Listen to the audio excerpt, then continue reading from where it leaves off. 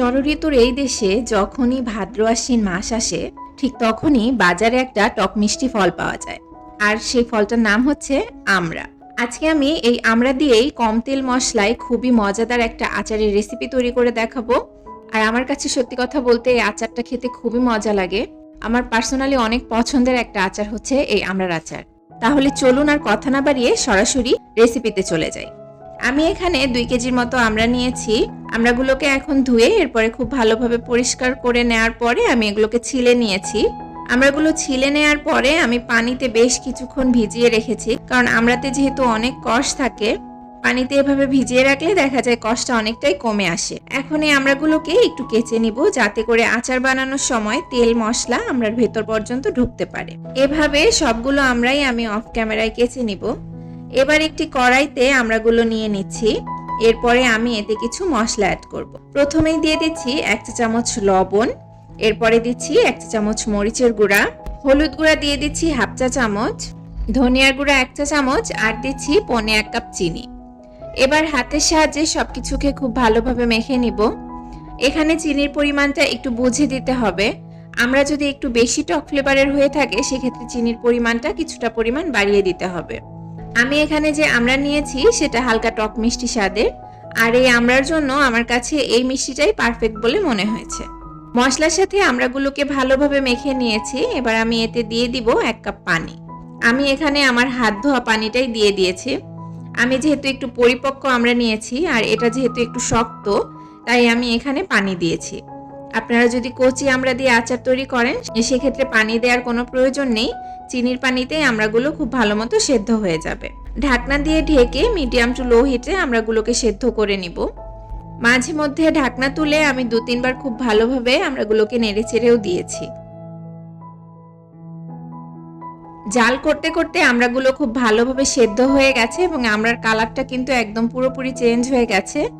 আর সেদ্ধ হওয়া আমড়া থেকে যে কাঠ বের হয়েছে সেটাও অনেকটা ঘন হয়ে গেছে। এই পর্যায়ে আমি আর জাল করব না। এবার চুলা থেকে নামিয়ে নিয়ে আমড়াগুলোকে কিছুটা ঠান্ডা করে নিব।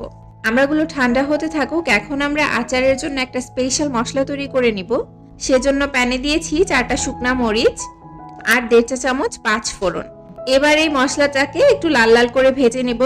দেখতেই পাচ্ছেন ভাজতে ভাজতে কিন্তু মশলা থেকে ধোয়া বের হয়ে গেছে। আমি এর থেকে বেশি ভাজবো না, তাহলে কিন্তু মশলাটা তেতো হয়ে যাবে। প্যান থেকে মশলাটাকে নামিয়ে আমি গরম গরম মশলাটা বেটে গুঁড়া করে নিব। খুব মিহি গুঁড়া করার দরকার নেই, একটু আধ ভাঙা গুঁড়া হলেই সবচাইতে বেশি ভালো হবে। এবার আমি চুলায় আবার কড়াই দিয়ে দিলাম এবং সেই সাথে দিয়ে দিচ্ছি 1/2 কাপ সরিষার তেল। এবার এই তেলের মধ্যে দিয়ে দিচ্ছি 1 চা চামচ রসুন বাটা। এবার এই তেলের মধ্যে রসুনটাকে একটু ভালো মতো ভেজে নেব, এতে করে এর কাঁচা ভাবটা চলে যাবে। রসুন ভেজে নেওয়া হয়ে গেলে এখানে আমি সেদ্ধ করে রাখা আমড়াগুলো দিয়ে দিচ্ছি। এবার সবকিছুকে একসাথে নেড়েচেড়ে মিশিয়ে নিচ্ছি। এই আচারটাকে এখন আমি রান্না করব ঠিক 4 থেকে 5 মিনিটের মতো।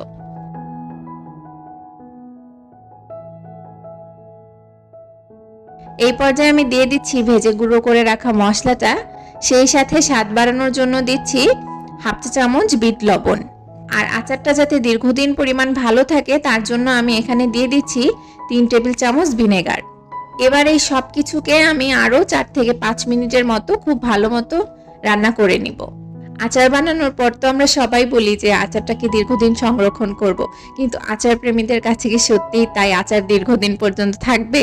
আমার কাছে তো মোটেও থাকে না। আমি আচার খেতে এতটাই ভালোবাসি, এই যে আচারটা বানালাম আমার তো মনে হয় না 2-3 দিনের বেশি এটা থাকবে। তার আগেই আমি খেয়ে শেষ করে ফেলবো। এই যে দেখুন আমার আচারটা কিন্তু একদম পুরোপুরি রেডি হয়ে গেছে। দেখুন আমড়াটা কিন্তু খুব ভালো মতো সেদ্ধ হয়ে গেছে এবং রংটাও অনেকটা পরিবর্তন হয়ে গেছে এবং দেখতেও কিন্তু অনেক লোভনীয় লাগছে। ছোটবেলায় স্কুলের পাশে যখন মামারা আচার বিক্রি করতো তখন আমরা কেমিক্যাল দেওয়া আচার খেয়ে মুখ লাল করে বাসায় গিয়ে আম্মুর হাতে কতই না বকা খেতাম। আপনারা আপনাদের বাচ্চাদের জন্য এভাবে বাসায় আচার বানিয়ে দিবেন, দেখবেন ওরা আর বাহিরের আচারটা খাবে না। কারণ আমরা আসলে সবাই জানি বাহিরের আচারটা স্বাস্থ্যসম্মত নয়। রেসিপিটি কেমন লাগলো অবশ্যই আমাকে জানাতে ভুলবেন না। আজ এই পর্যন্তই, ফিরে আসবো অন্য কোনো ভিডিও নিয়ে। সেই পর্যন্ত সবাই ভালো থাকবেন, সুস্থ এবং নিরাপদে থাকবেন। আল্লাহ হাফেজ।